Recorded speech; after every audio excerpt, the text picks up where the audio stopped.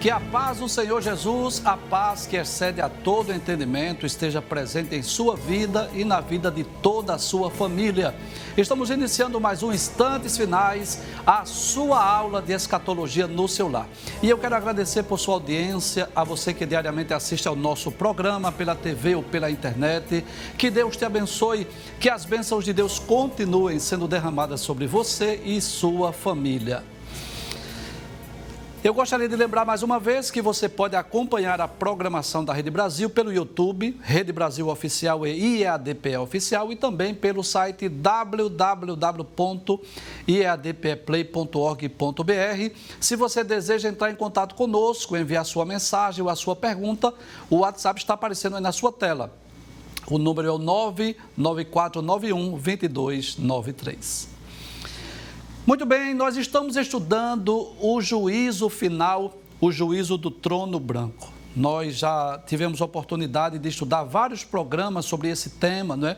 Nós já explicamos o que é o juízo final, quando será realizado o juízo final. Estudamos também sobre os livros que serão abertos, né? Estudamos sobre os 7 livros que serão abertos nesse grande julgamento, no último dos julgamentos escatológicos. Inclusive, nós aproveitamos, né?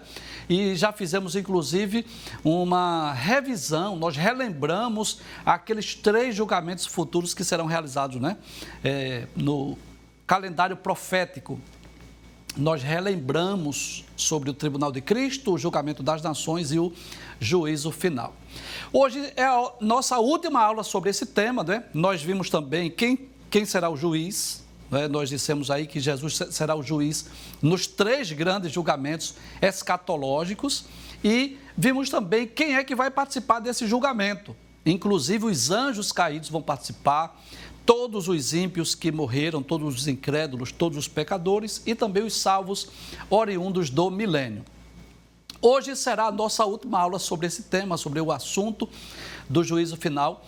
E hoje nós estudaremos o seguinte tema: as principais diferenças entre os julgamentos terrenos e o juízo final. Nós vamos enumerar hoje pelo menos 7 diferenças entre os julgamentos que ocorrem aqui na Terra e o julgamento do grande trono branco. Vamos ver, acompanhem comigo quais são essas 7 diferenças. Em primeiro lugar, nós podemos dizer que nos tribunais terrenos é possível enviar representantes. Bem, você deve saber que em alguns tribunais, né, principalmente em causas trabalhistas, os grandes empresários, os donos de empresas, eles não têm necessidade de estar lá respondendo o processo. Quando um trabalhador, por exemplo, ele coloca uma empresa na justiça, ele entra com uma ação na justiça, exigindo os seus direitos, o patrão, ele não tem a obrigação de estar presente.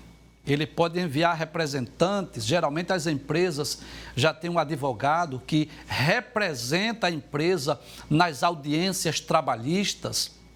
Ele envia, não é, uma carta de preposição por um funcionário e o funcionário com esta carta está devidamente autorizado para representar o seu patrão e, consequentemente, a sua empresa em causas trabalhistas. Mas quando nós lemos a Bíblia acerca do juízo final, nós podemos chegar à conclusão que isso não é possível. Diante do julgamento do juízo final, do grande trono branco, ninguém poderá enviar representantes. Nós lemos aqui o texto de Apocalipse, capítulo 20, versículos 11 a 15, e nós já explicamos isso no versículo de número 12, a palavra de Deus diz assim: João disse, eu vi os mortos, grandes e pequenos. E nós já explicamos aqui que os grandes são aquelas pessoas que ocuparam posições privilegiadas na sociedade, né? Os grandes imperadores, os reis, os presidentes, os governadores, senadores. Inclusive, eu posso dizer, até mesmo os juízes que estão acostumados a julgar as causas, nessa ocasião eles serão julgados também. Claro, aqueles que morreram nos seus pecados, claro, não estou com isso generalizando nem dizendo que são todos. Então, João disse, eu vi os mortos, grandes e pequenos. Quem são os pequenos? Os homens comuns, os trabalhadores normais, aquelas pessoas que não ocuparam posição de destaque ou liderança na sociedade. Então, nós podemos dizer que a primeira grande diferença entre os julgamentos terrenos e o juízo final é que nos julgamentos terrenos, muitas vezes, não todas, mas muitas vezes, é possível enviar um representante. Mas no juízo final isso não será possível, cada pessoa dará conta de si mesma a Deus e não será possível enviar representantes.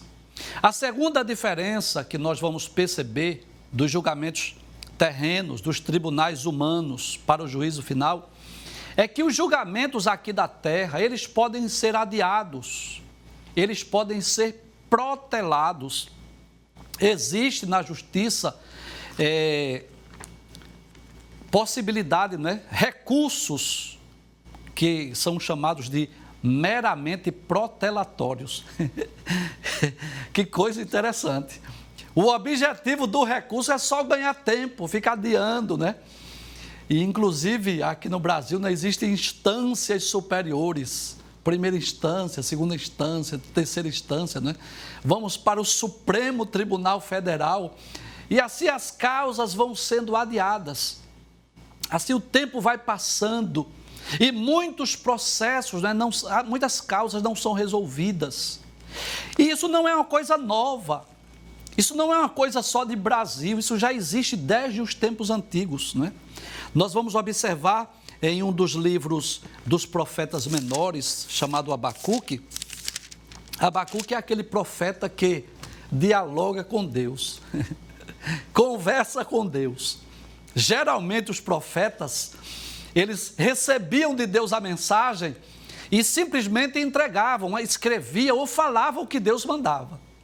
Abacuque não, Abacuque é aquele profeta que começa a questionar Deus, começa a ver as injustiças sociais. E a Bíblia registra não só as palavras de Deus, mas as palavras do próprio profeta Abacuque. Veja o que ele diz no capítulo 1, versículos 3 e 4. Abacuque estava vendo as injustiças sociais dos seus dias. Aí ele diz assim: por que razão me fazes ver a iniquidade e ver a vexação? Porque a destruição e a violência estão diante de mim. Há também quem suscite a contenda e o litígio. Por esta causa, a lei se afrouxa e a sentença nunca sai. Que coisa interessante. Desde os tempos lá do profeta Abacuque, lá do Antigo Testamento, que ele vem percebendo, que havia essa possibilidade de estar adiando, protelando, deixando para o futuro. E o que acontecia nos dias de Abacuque? A sentença nunca sai, as pessoas estão sempre adiando. Então, aqui na terra hoje, com certeza é muito comum isso acontecer. Às vezes, já que eu falei em causas trabalhistas, às vezes o trabalhador, por exemplo, ele entra com uma ação na justiça e às vezes ocorre isso. São tantos recursos protelatórios que às vezes acaba o trabalhador morrendo e não recebe a sua indenização, os seus direitos. Mas observe que diante do julgamento do grande trono branco, não existirá nenhuma possibilidade de recorrer a recursos protelatórios. Naquele dia, os homens serão chamados à prestação de contas. Até mesmo os que morreram vão ressuscitar naquela ocasião, vão dar conta das suas obras. E não haverá nenhuma possibilidade de fazer ligação, de pedir para um advogado entrar com recurso. Não existe essa possibilidade. Em Eclesiastes, capítulo 3, versículo 1, diz que tudo tem o seu tempo determinado. E há tempo para todo propósito debaixo do céu. Então haverá um dia que já está, digamos assim, numa linguagem humana, humanamente falando, que já está na agenda de Deus, que o justo juiz já sabe a data e o dia, nós não sabemos, mas que o justo juiz já sabe a data, o dia e a hora, em que os homens serão chamados à prestação de contas. E nesse julgamento, nesse tribunal, não haverá nenhuma possibilidade de estar adiando ou deixando a sentença para o futuro. Inclusive lá na carta de Paulo aos Romanos, capítulo 2, versículo 16, que foi um dos textos que nós lemos em aulas anteriores, quando nós falamos acerca da lei da consciência. Romanos capítulo 2, versículo 16 diz: no dia em que Deus há de julgar os segredos dos homens. Que dia é esse? O dia que já está agendado na agenda de Deus. Paulo diz: por Jesus Cristo, segundo o meu evangelho. Então, esse dia já está agendado, já está marcado, e será um dia em que Deus há de determinar, dar a sentença, há de julgar as causas, sem que haja possibilidade de recorrer à instância superior, porque não existe uma instância superior, né? E sem que haja possibilidade de adiar ou deixar para uma outra ocasião. Em terceiro lugar, nos tribunais aqui da terra, pode haver injustiça. E eu quero deixar bem claro aqui que quando nós falamos de injustiça, nós não estamos necessariamente dizendo que é porque o juiz seja injusto. Não necessariamente. Mas, por exemplo, mesmo que o juiz seja um homem, uma pessoa justa, mas ele pode ser enganado por falsas testemunhas, ou por falsos documentos, ou por falsas provas documentais. Pode acontecer isso. Digamos que um dos advogados foi mais bem sucedido nos seus argumentos, e o juiz pode determinar uma causa injusta, não porque ele seja injusto, mas porque um dos advogados se saiu melhor na sua acusação ou na sua defesa. E por falar em julgamentos injustos aqui da terra, não existe maior exemplo do que o exemplo de Cristo. Se você ler, por exemplo, Lucas capítulo 23, versículo de número 4, veja que coisa interessante. Pilatos, que estava com a responsabilidade de dar a sentença final, Pilatos sabia que Jesus era inocente. Veja o que diz Lucas capítulo 23, versículo 4. Disse Pilatos aos principais dos sacerdotes e à multidão: não acho culpa alguma nesse homem. Pilatos sabia que Jesus era inocente. E é interessante que, por ocasião da festa da Páscoa, era comum soltar um dos presos. E havia dois candidatos ali. Quem? Jesus e Barrabás. É claro, deixa eu falar aqui, por favor. É claro que já estava predito, já havia sido profetizado que Jesus seria rejeitado pelos judeus, que Jesus seria crucificado, claro. Isso já estava predito nas páginas da Bíblia. Mas falando de julgamentos injustos, de injustiças em julgamentos terrenos, nós estamos citando esse exemplo aqui. Porque havia um homem santo, puro, inocente, imaculado, mas as multidões disseram assim: solta Barrabás. E quando Pilatos pergunta: que farei de Jesus chamado Cristo? Eles disseram: crucifica-o. Então não existe maior exemplo de injustiça do que esse julgamento de Jesus. Então, quando nós lemos o evangelho escrito por Lucas, capítulo 23, nós vamos perceber a partir do versículo 17, que Barrabás fora lançado da prisão por causa de uma sedição feita na cidade e de um homicídio. Barrabás era um homicida. Mas o que foi que a multidão disse? Solta Barrabás. Que farei de Jesus chamado Cristo? Crucifica-o, não é? Isso é um grande exemplo de injustiça. Mas quando nós lemos a Bíblia, lá em Apocalipse, capítulo 16, versículo 7, diz assim: ouvi outro do altar que dizia: na verdade, ó Senhor Deus Todo-Poderoso, verdadeiros e justos são os teus juízos. É impossível que haja ou que ocorra injustiça no juízo final. Ninguém será injustiçado diante daquele tribunal, porque quem estará julgando é o justo juiz, que conhece todas as coisas, que é onisciente, que não vai precisar ouvir testemunhas, não vai precisar de provas documentais. E não haverá nenhuma possibilidade de nenhum advogado de defesa ou de acusação se sair melhor do que o outro, porque ele não vai precisar ouvir advogados. Então, no juízo final, aqui na terra pode ser que haja injustiça. Às vezes a sentença não é correta. A determinação do juiz não condiz com a realidade. Muitas vezes o inocente é declarado culpado e o culpado é declarado inocente. Nos tribunais terrenos, humanos. Mas diante de Cristo, isso não é possível. Em quarto lugar, nos julgamentos terrenos, humanos, pode haver falsas testemunhas. Por quê?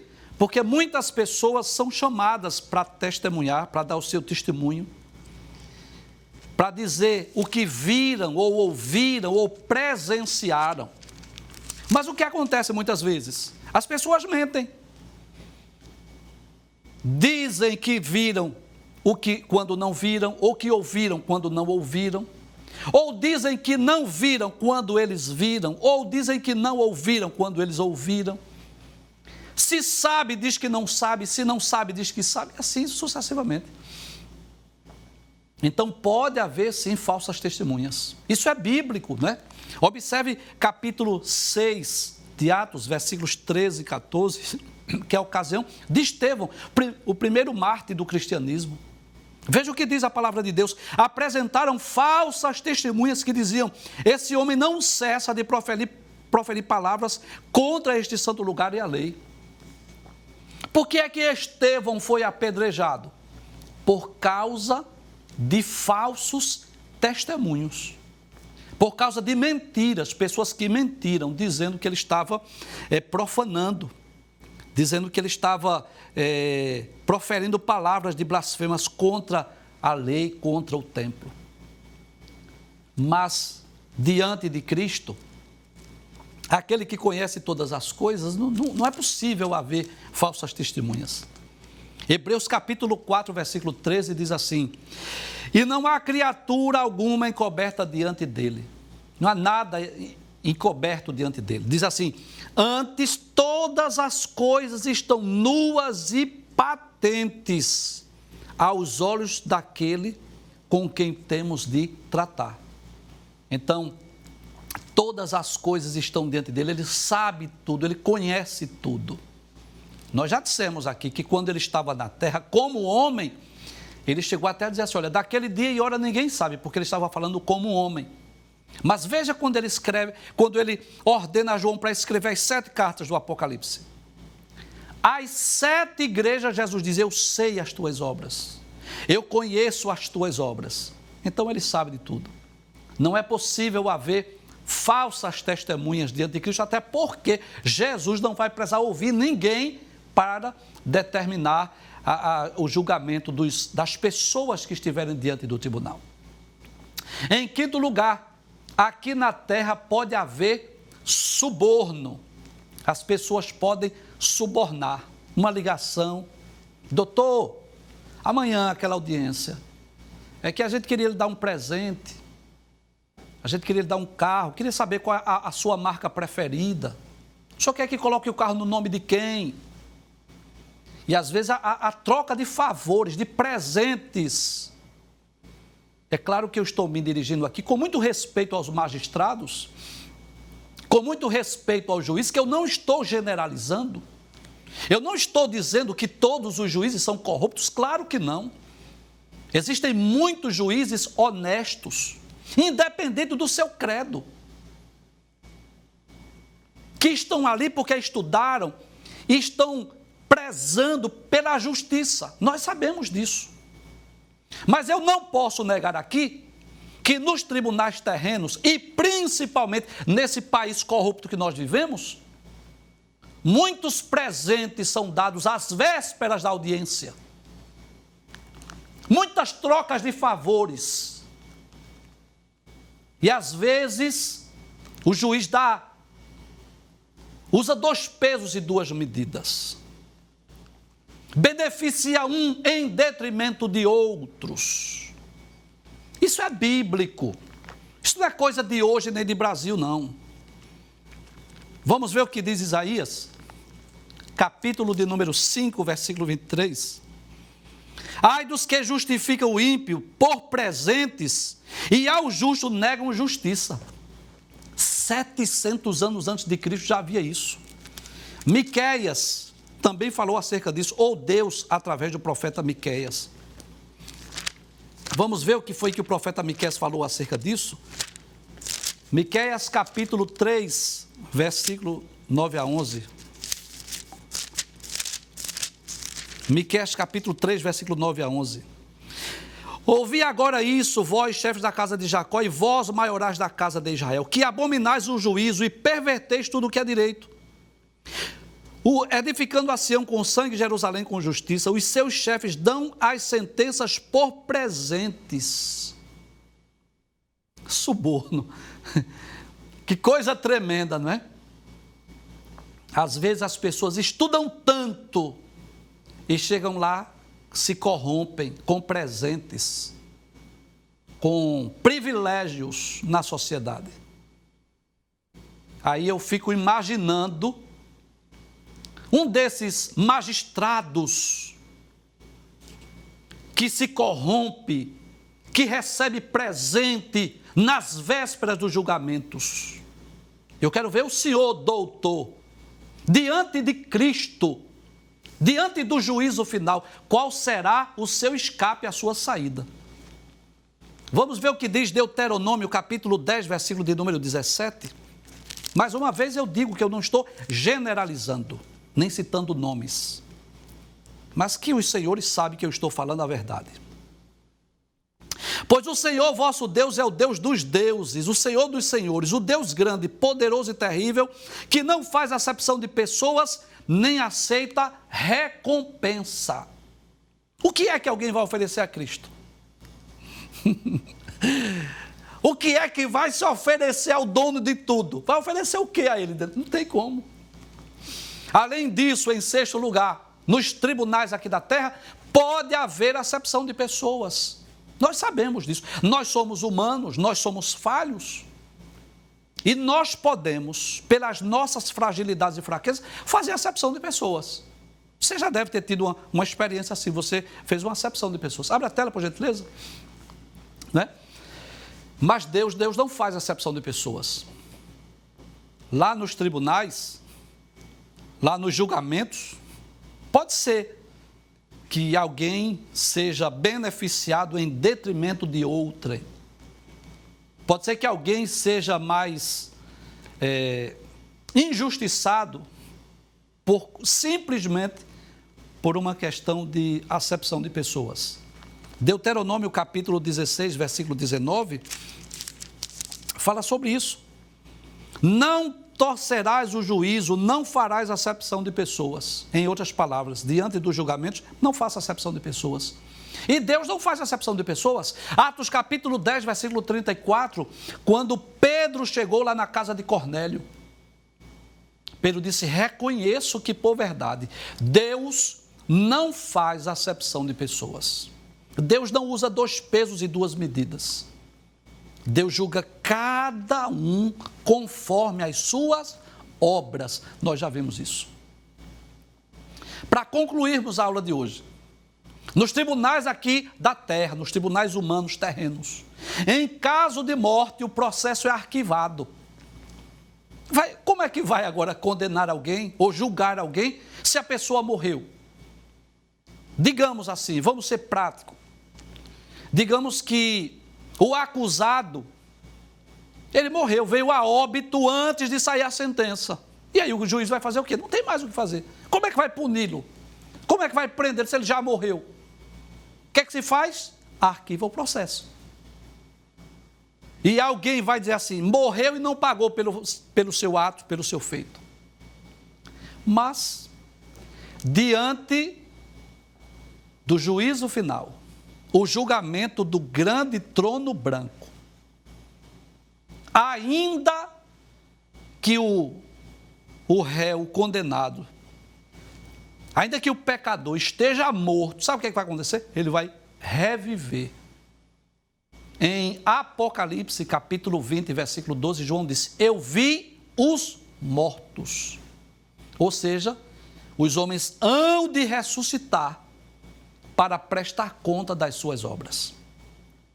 Se morreu nessa vida e não pagou pelos seus atos, pelos seus feitos, pelas suas obras, inevitavelmente vai ressuscitar para pagar diante do juízo final. Não pense você que estamos falando desse assunto com o intuito de amedrontar ninguém. Não é esse o nosso objetivo, mas esclarecer à luz da Bíblia, não é? Para que nós possamos entender essas diferenças das coisas que podem ocorrer nos tribunais humanos, né, terrenos. Abre a tela novamente só para a gente relembrar, não é? O que é que pode acontecer? Alguém pode enviar representante, pode ser adiado nos tribunais humanos terrenos. Pode ser que haja injustiça, pode ser que haja falsos testemunhos, pode ser que haja suborno. Alguém pode fazer acepção de pessoas e, em caso de morte, a pessoa não vai prestar conta dos seus atos. Mas diante do grande trono branco, nada disso será possível. E só há uma forma, só há uma maneira de escaparmos desse trono branco, desse juízo final. Só existe uma maneira: receber a Jesus como seu Salvador pessoal. E que coisa interessante. A salvação é um mistério. Um dos maiores mistérios da Bíblia chama-se o plano de salvação. O maior pecador que existe nesse mundo, ele pode ter crimes de todas as espécies, a partir do momento que ele crer em Cristo como seu Salvador, a partir do momento que ele crê no Evangelho, se arrepende dos seus pecados e se converte dos seus maus caminhos, ele é justificado, regenerado e santificado. Ele está livre da condenação do inferno e do julgamento do juízo final. Pode ser até que ele cumpra alguma pena aqui na terra, pode ser que ele seja preso aqui na terra, pode ser que ele seja condenado nos tribunais humanos, mas diante de Cristo ele está livre. É a única forma do homem escapar: receber Jesus como seu Salvador pessoal. E hoje Deus está te dando esta oportunidade.